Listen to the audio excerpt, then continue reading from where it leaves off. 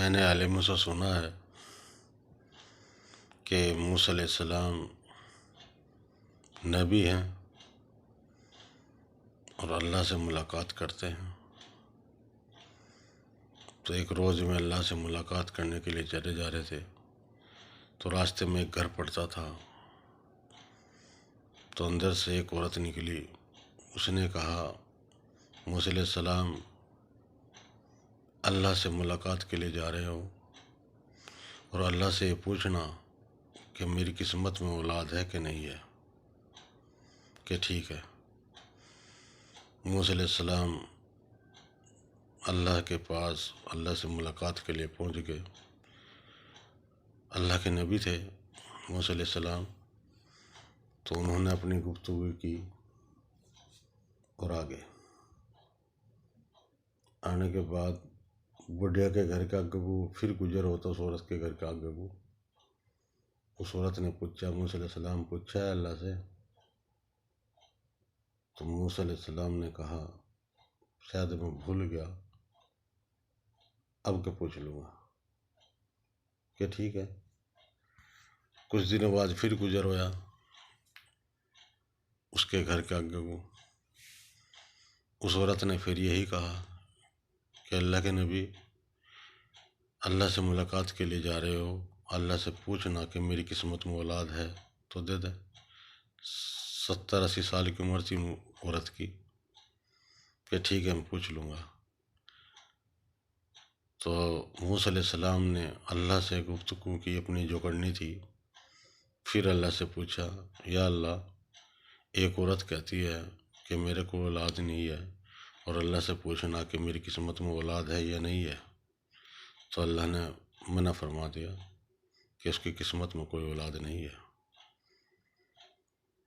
ٹھیک ہے۔ پھر موسیٰ علیہ السلام چل دیے۔ اس عورت کے پاس کو جانا تھا، گھر کا آگے کو۔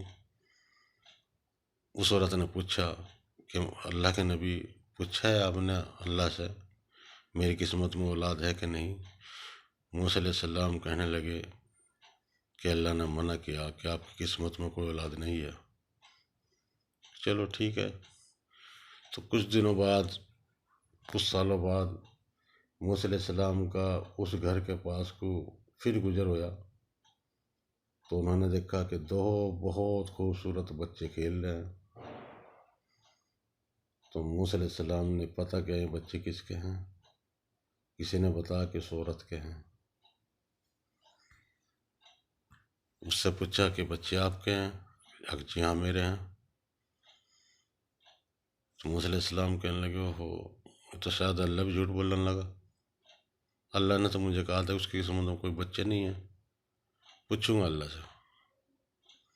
تو اللہ سے ملاقات کری اور اپنی گفتگو کرنے کے بعد اللہ سے کہا، یا اللہ تو نے تو کہا تھا کہ اس کی عورت کی قسمت میں کوئی اولاد نہیں ہے اور اس کے بچے دو کھیل رہے ہیں اس کے پارک گئے۔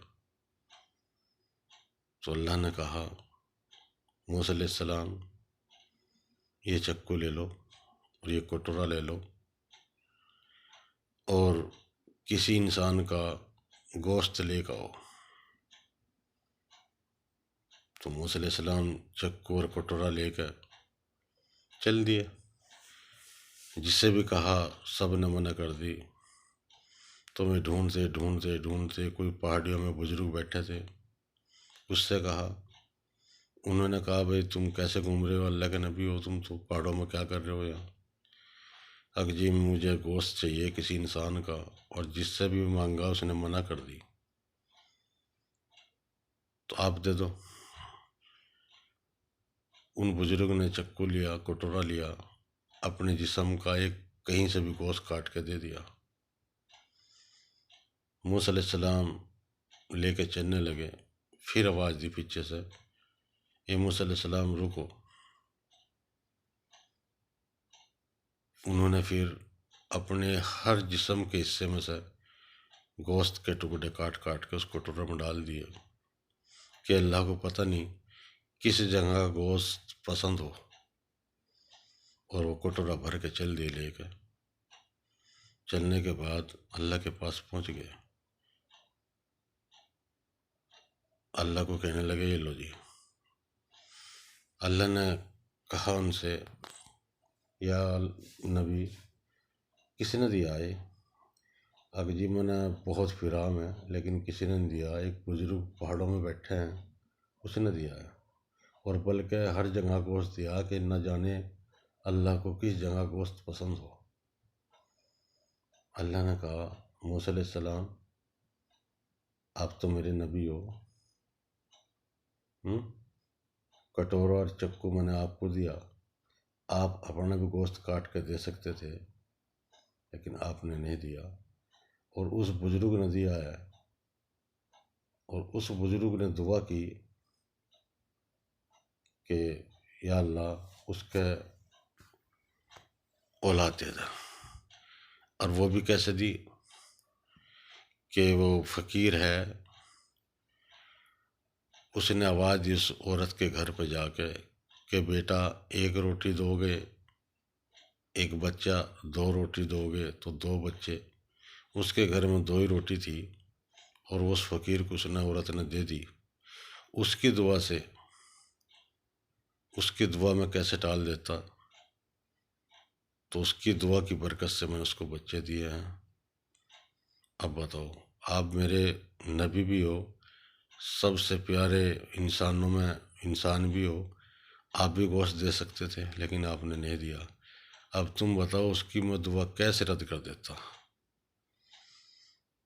تو بھائیو اللہ سے دعا کریں کہ اللہ ہمیں بھی کچھ ذرات ان کے نصیب فرما دے، ذرات۔